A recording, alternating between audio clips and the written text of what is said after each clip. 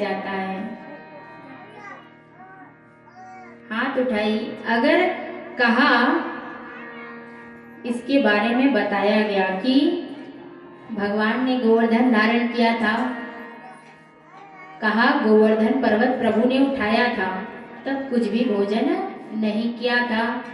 बोले कितने दिन तक नहीं किया था? 7 दिन तक भगवान ने गोवर्धन धारण किया था महाराज। और 8वें दिन भगवान जब घर आए ना, तो एक दिन में भगवान कितना बार भोजन करते हैं कन्हैया? एक दिन में 8 बार। तो 7 दिन में 7 अट्ठे 56। तभी जब 8वां दिन आते हैं ना भगवान को, तो 56 भोग लगाया जाता है महाराज। बोल वृंदावन बिहारी लाल की। तो यशोदा मैया ने बहुत लाड प्यार से भगवान को 56 भोग लगाया। अब गोगण आदि सब कृष्ण के विषय में शंका करने लगे थोड़ी सी, कि हमारे सखा है कि भगवान है, ये नंद का छोरा है कि कौन है? सभी नंद बाबा से पूछने आते हैं महाराज, नंद बाबा ये तेरा छोरो है कि कौन है, बता दो। कोई गोवर्धन पर्वत उठा सकता है भला? नंद बाबा कहे, समझाने का प्रयास करें, अरे मेरो ही पुत्र है, और ये सब तो मेरी प्रार्थना का बल है। क्यों? क्योंकि मैं नारायण से प्रार्थना करते रहता हूँ। कहा कि कान्हा पर बहुत संकट आ रहे हैं, उसको शक्ति देना। इसलिए ऋषियों ने और भगवान नारायण की कृपा से ये गुण मेरे कन्हैया में आए हैं। इस प्रकार से नंद बाबा समझा रहे हैं। अब इंद्र को उसका अहंकार टूटता है। इंद्र भगवान से क्षमा मांगने के लिए पृथ्वी पर आते हैं और आकर के क्षमा मांगते हैं। एक बात सोचने वाली बात है क्या, कि इतनी सारी वर्षा कराई इंद्र ने, सब गई कहाँ महाराज? भयंकर वर्षा का जल आखिर जा कहाँ रहा था? कहा इस जल को अगस्त मुनि जी पी रहे थे, पान कर रहे थे। तो कहा एक बार यह प्रसंग आता है कि रामा अवतार में जब माता सीता ने राम जी से कहा कि प्रभु मुझे किसी ब्राह्मण को भोजन कराने की इच्छा है, तो आप किसी ब्राह्मण को बुला लें। सभी ब्राह्मण तो बहुत कम भोजन करते हैं, संतुष्ट रहते हैं, तो अपनी इच्छा मैं पूर्ण कर लूं। तो अगस्त मुनि जी आते हैं भोजन करने के लिए। माता भोजन कराते कराते आश्चर्य में पड़ जाती है महाराज। अगस्त मुनि जी इतना भोजन करते हैं, माता सोचती कोई इतना खा सकता है भला? इधर भोजन पा ही रहे थे और माता देखती कब इनका पेट भरे, डकार भी नहीं ले रहे महाराज। तब तो जानू कि आधा पेट भर गया। तो अगस्त जी जो है ना, अगस्त मुनि में डकार भी नहीं ले रहे हैं। माता राम जी से प्रार्थना करती है, बोलती है प्रभु इन्होंने तो बहुत भोजन कर लिया, मेरे यहाँ मैं इन्हें भोजन कराते कराते थक गई हूँ। तो प्रभु कहे अच्छी बात है ना देवी, तुम ही तो बुलाई थी, कोई ब्राह्मण आए भोजन कराऊं। जब अगस्त जी ने पानी मांगा महाराज, तो बोले मुनिवर जब आधा भोजन हो जाए तब जल ग्रहण करना चाहिए, ये नियम है। तब जाके अगस्त मुनि जी ने कहा कि ये बात हमें पता है कि आधा भोजन करें तभी जल ग्रहण करें। राम जी के आदेश जान करके मुनि बोले देवी हमारा आधा भोजन हो गया, अब हमें जल लाओ। तब राम जी बोले क्या, जब भोजन इतना किया है तो एक कृपा और कर दो कि अभी हम आपको जल नहीं पिला सकते। जब हमारा कृष्ण अवतार होगा ना, तब जब हम गोवर्धन की लीला करेंगे तो इंद्र द्वारा जितनी भी वर्षा होगी उसे आप ग्रहण कर लेना, तब जाके अगस्त जी ने इस जल को ग्रहण किया महाराज। बोल वृंदावन में हरि लाल की जय।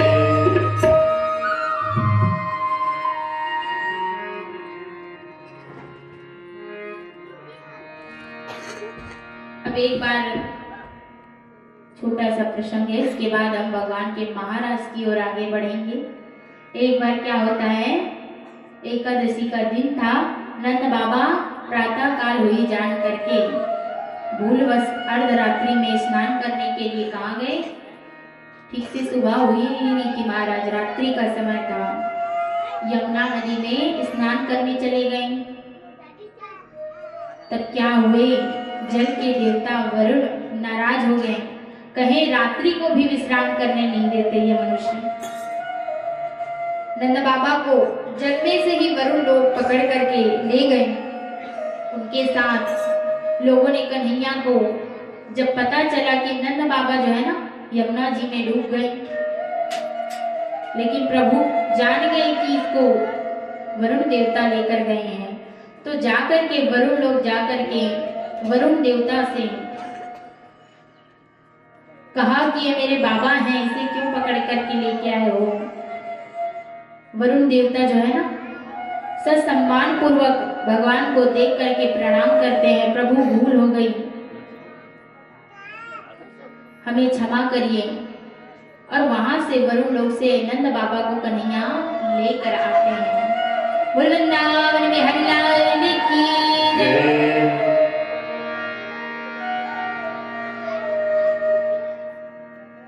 आइए अब हम सभी श्रीमद् भागवत महापुराण के रास पंचाध्याय में प्रवेश करने जा रहे हैं।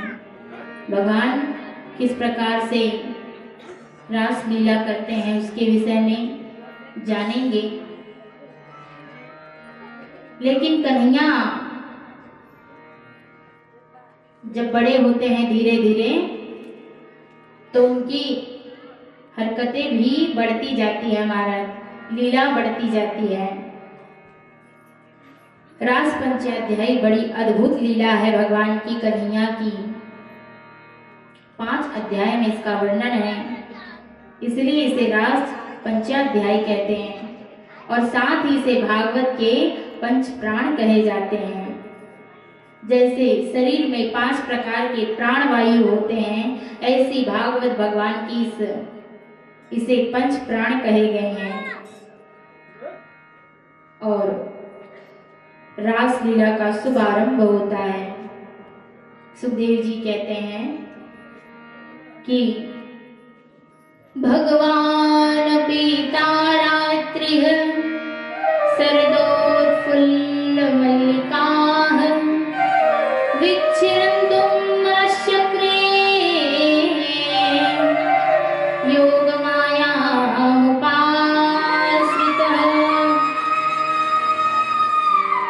वृंदावन में हरि लाल की रास लीला का शुभारंभ करते हैं। श्री सुखदेव जी महाराज राजा परीक्षित से कहते हैं क्या कि सावधान होकर के कथा को श्रवण करो। ये कथा हर व्यक्ति के समझ में नहीं आती महाराज। व्यक्ति अर्थ का अनर्थ समझने लगता है, इसलिए भावपूर्ण समझो, सावधान होकर। ये मनुष्य की लीला नहीं है, ये तो देखो ये गोविंद की लीला है। और गोविंद कितने वर्ष के हैं, छोटे से हैं, नन्हे से हैं। भगवती भाव से जो कोई भी प्राणी रास पंचाध्याय की कथा को श्रवण करेगा, उसकी बुद्धि कभी भी गड़बड़ाएगी नहीं, हमेशा भगवान में मन लगा रहेगा। तो भगवान की इस लीला को ध्यान पूर्वक श्रवण करो। कथा प्रारंभ करते हैं। सुखदेव जी बताते हैं कि शरद पूर्णिमा की रात आई। सभी गोपियां चाहती थी कि भगवान हमें दर्शन दे, कन्हैया हमें दर्शन दे। तो शरद पूर्णिमा की रात आई, भगवान ने योग माया का स्मरण किया और करके मधुर मुरली बजाई गोविंद ने।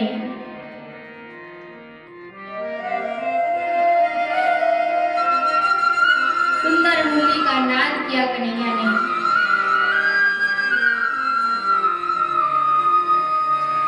कहा 2 बार भगवान ने बंसी बजाई।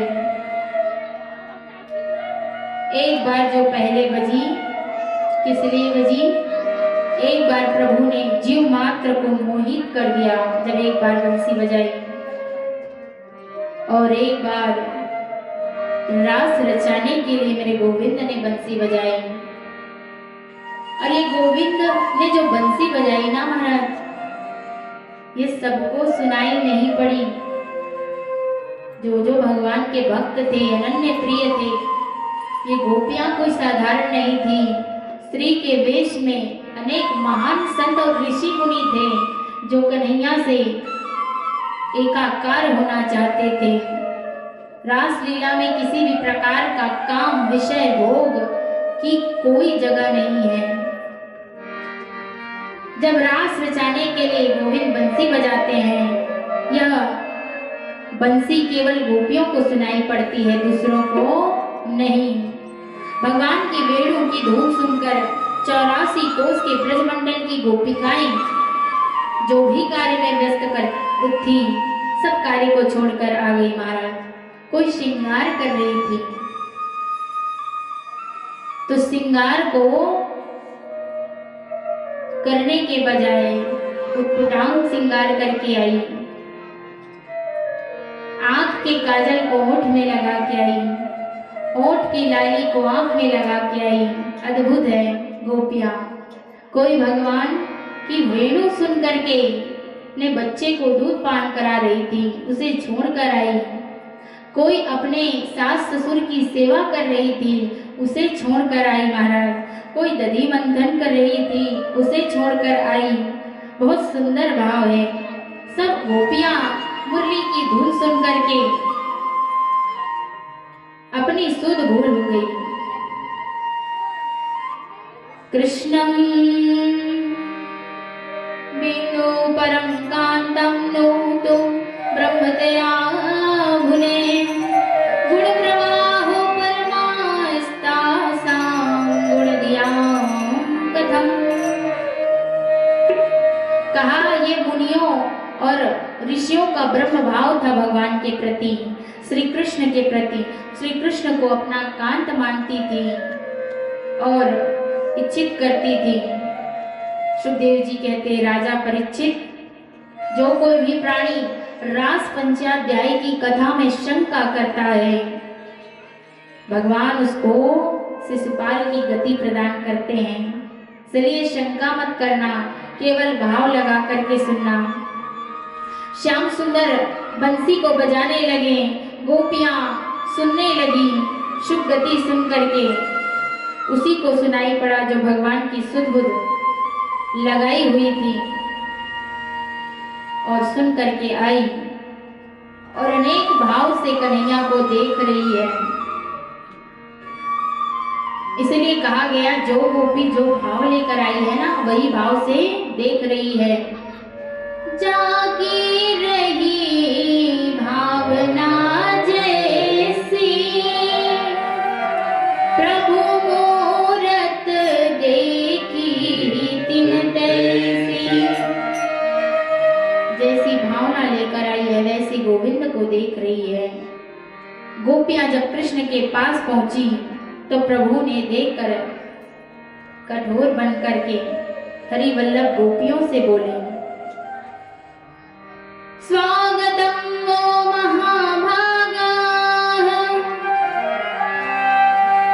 प्रियम किं करवाणि वः, व्रजस्यानामयं कश्चिद् वृतागमन कारणम्। गोविंद भी टेढ़े हैं महाराज, गोपियों को स्वागत करके बुलाते हैं। स्वागतम वो महाभागा, हे गोपियां, आप सबका स्वागत है। प्रियम किम करवाणी, कन्हैया कहते हैं गोपियों से, तुम्हारा स्वागत है। और अचानक से पूछते हैं, किस लिए आई हो? व्रजस्यानामयं कश्चिद वृतागमन कारणम। कहा आप सभी अचानक यहाँ कैसे आई? आप सभी अपने अपने घर को छोड़कर किसी परपुरुष के यहाँ आई हो? कहीं आपने अपने पति से झगड़ा तो नहीं किया?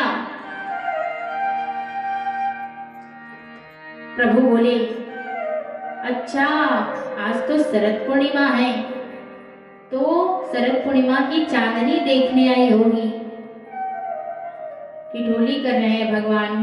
गोपियां कहती हैं, लगता है इनको बताना पड़ेगा कि क्यों आई हैं। गोपियां ने सुंदर प्रणय गीत गाए। गोपियों ने 5 गीत गाए महाराज। वेणु गीत गाए, प्रणय गीत गाए, गोपी गीत गाए और भ्रमर गीत गाए, युगल गीत गाए। अर्थात 2-2 गोपियां मिलकर के भगवान की बारे में चर्चा करती हो, युगल गीत कहलाता। गोपियां प्रभु से कहती कि प्रभु हम आपके लिए आए हैं, आपको अपना बनाने के लिए आए हैं, अपना सर्वस्व त्याग करके आए हैं। और जब से हम आई हैं तब से आप कहे जा रहे हैं लौट जाओ लौट जाओ। सब छोड़ करके तो आपके पास आई हैं। तो कन्हैया कहते हैं, हर प्रकार से गोपियों की परीक्षा लेते हैं कन्हैया, और गोपियां उत्तीर्ण हो जाती है परीक्षा में। और इतना कहने के बाद भी जब नहीं लौटती, तब भगवान जो है गोपियों से कहते हैं, मैं तुम्हारी भक्ति से प्रसन्न हुआ, आनंद हुआ। प्रभु सुख और आनंद के धाम हैं। इधर कामदेव जी भी आए और अपना प्रभाव फैलाने का प्रयास किए गोपियों के मन में, प्रभु के मन में। परंतु जहाँ कन्हैया है वहाँ काम नहीं हो सकता महाराज। जहाँ राम तहाँ काम नहीं, और जहाँ काम तहाँ राम नहीं।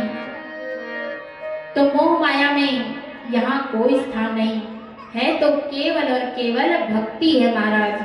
भगवान और गोपियों पर कामदेव का कोई प्रभाव नहीं पड़ा।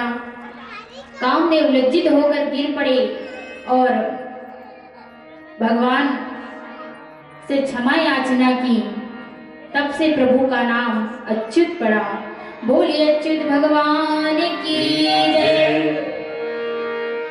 तो इस प्रकार से भगवान के आनंद में कोई बाधा ना पड़े, इसलिए भगवान का विविध नाम पड़ा है। गैया चराए गोपाल पड़ा है, और कामदेव को भी उन्होंने हरा दिया, इसलिए अच्युत नाम पड़ा है। इधर भगवान अपने साथ गोपियों को पा करके बहुत प्रसन्न हुए। तब गोपियों को अभिमान आने लगा महाराज, और अभिमान जहाँ आए ना वहाँ भक्ति चली जाती है। भगवान को अभिमान नहीं पसंद है। तो गोपियों को जब अभिमान आया तो भगवान कहते हैं, श्री सुखदेव मुनि महाराज, गोपियों को अभिमान आया और राधा रानी को मान आया। अभिमान और मान में अंतर है। अभिमान मतलब हम किसी के प्रति यह सोचे कि हमसे बढ़कर कोई नहीं, घमंड है। और राधा रानी स्वाभिमान से बोल रही है, उसी को मान, अपने लिए स्वाभिमान है उनको। तो मान और अभिमान में बहुत अंतर है। राधा रानी मान कर रही है, अर्थात कृष्ण से रूठ रही है, अतिशय प्रेम दिखा रही है। तो रूठने का अधिकार होता है आप जिससे प्रेम करते हो उससे, लेकिन अभिमान करना ठीक नहीं। तो भगवान यहाँ गोपियों के बीच से रूठ करके राधा रानी को लेकर के अंतर ध्यान हो गए महाराज। और गोपियां भगवान को बीच में ना पा करके सभी पेड़ पौधों से पूछने लगी, कन्हैया कहाँ है, तुमने देखा है क्या? तुलसी के पौधे से पूछने लगी, तुमने देखा है क्या? जा जाके वन वन में भटकने लगी। अब इधर राधा रानी को लगा कि कन्हैया मुझसे अधिक प्रेम करते हैं, उधर राधा रानी समझ गई कि मेरे सानिध्य पाए बिना गोपियों को प्यारे नहीं मिलने वाले हैं। राधा रानी कन्हैया से बोली, अब हम तुम्हारे साथ नहीं चल पाएंगे कन्हैया, हमारे पैरों में चलते चलते दर्द होने लगा। तो श्री किशोरी जी को कन्हैया उठाकर चलने लगे। राधा रानी मूर्छित होकर गिर पड़ी चलते चलते। कन्हैया उसे खोजने लगे, कन्हैया लेकर चलने लगे। इधर गोपियां ढूंढते ढूंढते आ रही है, देखती कन्हैया के पैर दिखाई पड़ रहे हैं, भाव कर रही है। राधा रानी को कन्हैया उठा कर लेके गए होंगे, क्योंकि राधा रानी बहुत कोमल है, चल नहीं पाती है। अब मान आ गया राधा रानी पर भी कि प्रभु मुझे लेने आए हैं। तो राधा रानी को भी छोड़ करके भगवान अंतर ध्यान हो गए किशोरी जी को। और किशोरी जी जब कन्हैया छोड़ के चले गए, किशोरी जी मूर्छित होकर गिर पड़ी। और इधर गोपियों ने आया, सबने देखा, तब सबने मिलकर कृष्ण नाम संकीर्तन किया। और जब किशोरी जी स्वस्थ हुई, होश में आई, तो बार बार प्रभु को विविध नामों से पुकारने लगी। हा नाथ रमण पृष्ठ क्वासी क्वासी महाभूज, दास्यास्ते कृपणाय में सखे दर्शे सन्निधिम। हे प्रभु आप दर्शन दो। भगवान को पुकारने लगी सभी गोपियां, भाव से गोपी गीत गाने लगी। हे नाथ हमें दर्शन दो। सुंदर भाव है। सभी जिनको आता हो वो गाएं, और हम भी भगवान से प्रार्थना करें कि हे प्रभु हमें भी दर्शन दो जैसे गोपियों को दिया। जयति तेदिकं जनमना व्रजा शया